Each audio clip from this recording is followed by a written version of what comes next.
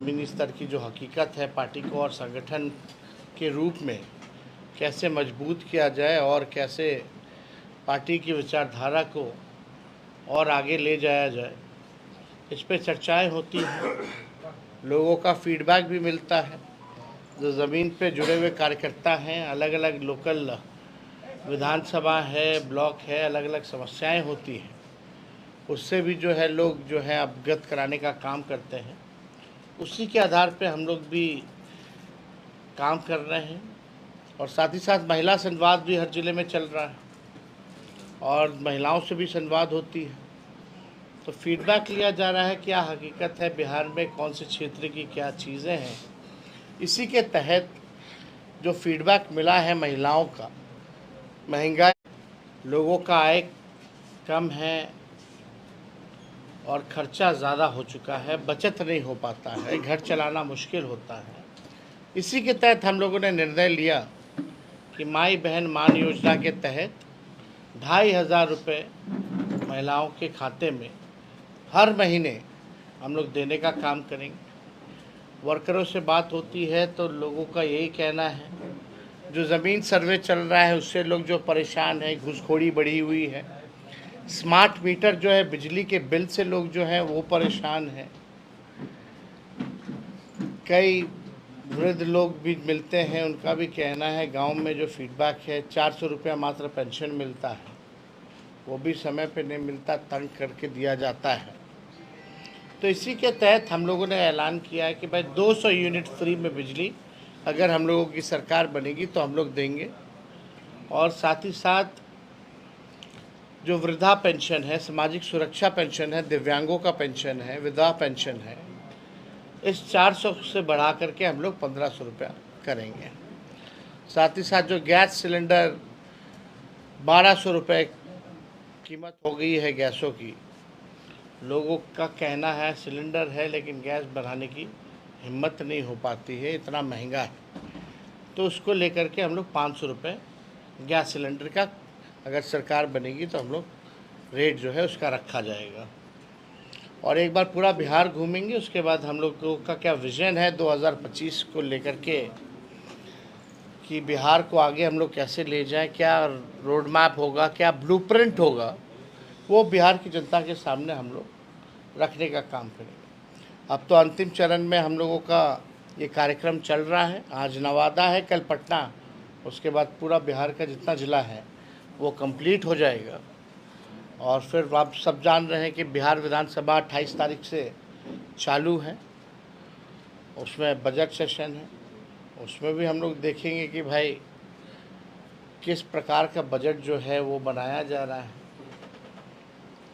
तो आप देखिएगा नीति आयोग का रिपोर्ट, तो बिहार गरीबी में अव्वल है, पलायन में अव्वल है, बेरोजगारी में अव्वल है, साक्षरता जो दर है उसमें सबसे पीछे है। आप देखिएगा किसानों के आय में सबसे पीछे है, प्रति व्यक्ति आय में सबसे पीछे है। तो बिहार को जिस हिसाब से आगे बढ़ना चाहिए था, 20 साल की यहाँ एनडीए की सरकार रही, डबल इंजन की सरकार चल रही है, 11 साल से मोदी जी प्रधानमंत्री हैं, 20 साल से नीतीश कुमार जी मुख्यमंत्री हैं, फिर भी गरीबी है, बेरोजगारी है, महंगाई है, पलायन है, साक्षरता दर में हम सबसे पीछे हैं, प्रति व्यक्ति आय में हम सबसे पीछे हैं, किसानों की आय में हम लोग जो है सबसे पीछे हैं। तो बिहार में पूरी तरीके से आप कह सकते हैं ये डबल इंजन की सरकार, जिस प्रकार से लगातार गोलियां चल रही हैं पूरे बिहार में, हत्या, अपहरण, लूट, मर्डर से लेकर के डकैती, बैंक रॉबरी, जिस हिसाब से घटनाएं जो घट रही हैं पूरे बिहार में। कल भी हमने बुलेटिन जारी किया था, केवल जनवरी माह का कुछ चुनिंदा घटनाएं 137 का हमने लिस्ट जारी किया था। समझ सकते हैं कि अपराधियों का जो है बिहार में बोलबाला है।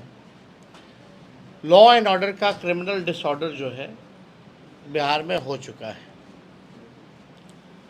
तो हम सब लोग हर एक मुद्दे को, बिहार की जनता के मुद्दे को हम लोग उठाने का काम कर रहे हैं।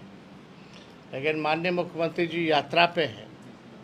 नाम है यात्रा का प्रगति, लेकिन असल में वो दुर्गति यात्रा है।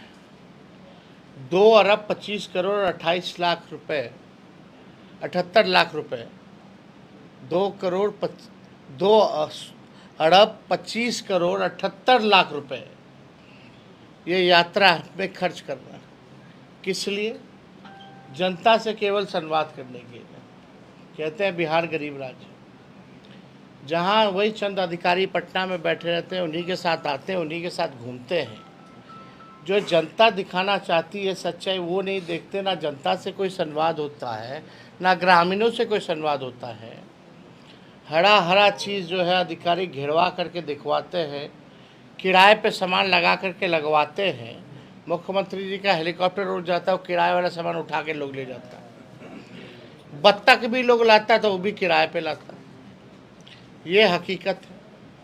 अब ये 2 अरब 25 करोड़ 78 लाख रुपए कहाँ खर्च हो रहे? ये पूरी तरीके से ये अधिकारियों की लूट की, छूट की यात्रा है।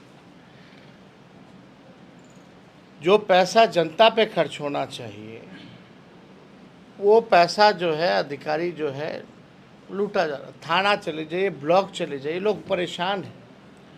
दाखिल खारिज लैंड सर्वे जो हो रहा था, कितनी लोगों की शिकायतें आ रही, लोग कितने परेशान हैं, जो हकीकत है। स्मार्ट मीटर से लेकर के सभी लोग जो हैं इस मौजूदा सरकार से परेशान हैं। पेपर लीक हो जाता, मैट्रिक का परीक्षा हो या बीपीएससी का परीक्षा, ऐसा कोई परीक्षा ना हुआ हो जिसमें नीतीश जी के राज में पेपर लीक ना हुआ हो। हम लोग भी 17 महीने रहे सरकार में, हम लोगों ने भी 5 लाख लोगों को नौकरी दिया, बीपीएससी से परीक्षा कराया, विज्ञापन जारी हुआ और नियुक्ति पत्र हाथ में मिला मात्र 3 महीने में, विदाउट एनी पेपर लीक। इनके सरकार में केवल पेपर लीक, तो सरकार ही लीक है। तो हम सब लोग जो हैं आज नवादा पहुँचे हैं। नवादा की भी अलग समस्या होंगी, जो कार्यकर्ता अलग अलग पंचायतों से सभी लोग आ रहे हैं।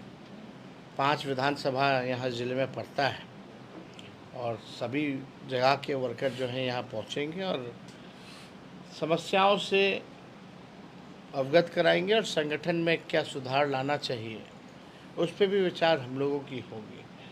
तो और कोई अगर आप लोगों का सवाल होगा। सवाल है कि आज दिल्ली में एक महिला मुख्यमंत्री को भारतीय जनता पार्टी ने बनाया, कैसे देखते हैं? क्योंकि आप महिलाओं के साथ संवाद कर रहे हो और महिला मुख्यमंत्री बनाया गया दिल्ली में, कैसे देखते हैं? अच्छी बात है। भाजपा चुनाव जीती है दिल्ली में। जनता ने, लोकतंत्र की एक खूबसूरती है कि भाई जनता जो है सरकार बनाती है, चुनती है, प्रतिनिधि को चुनती है। तो भाजपा को मैंडेट मिला। उम्मीद करते हैं कि जो वादे भाजपा के लोगों ने किया है दिल्ली के लोगों से, वो जुमले तक ही केवल जो है सीमित ना रह जाए। अब महिला मुख्यमंत्री बनी है, पहले से भी लोग उनको जानते हैं, एमसीडी में भी लोगों ने उनको देखा है, जगह जगह पर लोगों ने देखा है। अब हमको लगता है कि मुख्यमंत्री का पद एक बड़ा जिम्मेदार पद है। कम से कम उस जिम्मेदार और गरिमामय पद का गरिमा ज़रूर रखेंगे। नवादा की 2 व्यक्ति की मौत हुई थी, क्या उस परिवार से तेजस्वी यादव मिलने जाएंगे? नवादा की 2 व्यक्ति का जो है रेलवे स्टेशन भगदड़ में में मौत हुआ था, उस परिवार से ना तो देखिए, लगातार जो है बिहार के लोगों की सबसे ज़्यादा मृत्यु हुई, घाट से लेकर के रेलवे स्टेशन तक, प्लेटफॉर्म तक।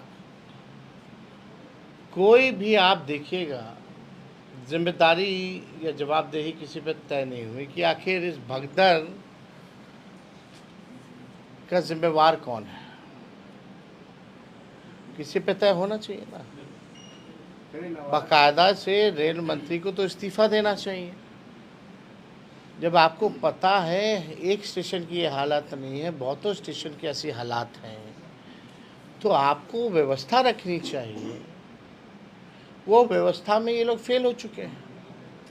कुव्यवस्था, लोगों को छोड़ दिया गया है, जिसको जैसे मन है वैसे पकड़ रहा है। कोई प्रशासन नाम की चीज़ चाहे स्टेशन पे या घाट पे नहीं दिख रही। घाट पे केवल वीआईपी घाट अगर छोड़ दीजिए तो उसके अलावा कहीं इंतज़ाम नहीं है। तो जो श्रद्धालु जो हैं,